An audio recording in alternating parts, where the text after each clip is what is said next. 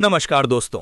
आज हम बात करने वाले हैं एक ऐसे मुद्दे पर जिसने लाखों लोगों की नींद उड़ा दी है। Loan apps. जी हाँ, वही लोन ऐप्स जो एक क्लिक में पैसा तो दे देते हैं, लेकिन बाद में ऐसी ब्याज दरें ठोप देते हैं कि आदमी की जिंदगी ही परेशान हो जाए।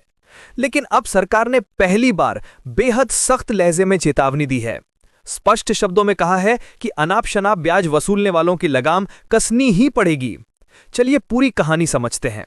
जरा सोचिए, 5,000 का लोन लिया और चुकाना पड़ रहा है 25,000। ब्याज का नाम लेकर ऐप्स जो चाहें वो कर रहे हैं। लेकिन अब तस्वीर बदल रही है। एमएफआई और लोन ऐप्स पर सरकार की सख्त नजर। वित्तीय सेवा सचिव एम नागाराजू ने साफ कहा है कि कई माइक्रो फाइनेंस संस्थान यानी एमएफआई ऐसी ब्याज दरें वसूल रहे हैं जो बिल्कुल भी वाजिब नहीं है। उन्होंने कहा कि ब्याज कम होने चाहिए और ऐसा तभी होगा जब ये संस्थान अपनी लागत कम करें और उत्पादकता बढ़ाएं। सरकार की भाषा में ये एक सख्त चेतावनी है। लोन आसानी से मिलता है, लेकिन कीमत भारी पड़ती है। आजकल लोन बैंकों से नहीं, बल्कि ज्यादातर मोबाइल ऐप्स और एमएफआई दे रहे हैं।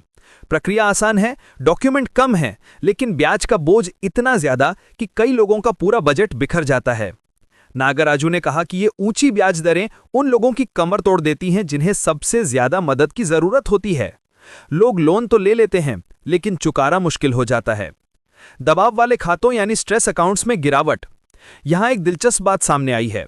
मार्च 2024 में दबाव वाले खातों की संख्या थी 4.4 लाख। मार्च 2025 तक ये घटकर 3.4 लाख रह गई।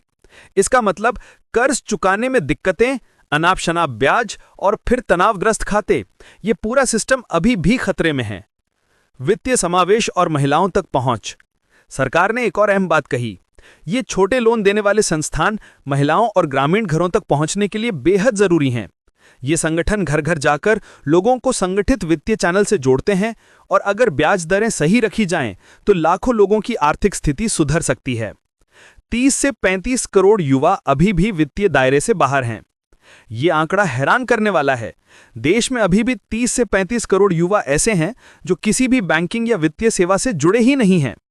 सोचिए, इतनी बड़ी आबादी को कर्ज की जरूरत है, लेकिन भरोसेमंद प्लेटफॉर्म और वाजिब ब्याज दरों का अभाव सबसे बड़ी चुनौती है। नाबार्ड का digital plan rural credit score आएगा काम में। नाबार्ड के चेयरमैन छाजी केवी ने बताया कि एमएफआई सेक्टर में दबाव कम हो रहा है, लेकिन खतरा अभी भी खत्म नहीं हुआ है। नाबार्ड अब ग्रामीण क्षेत्रों में क्रेडिट स्कोरिंग सिस्टम बना रहा है। शुरुआत कुछ पायलट प्रोजेक्ट से हो चुकी है। इससे लोन देने वालों को पता चलेगा कि किसे कितना और किस ब्याज पर कर्ज दिया जाए।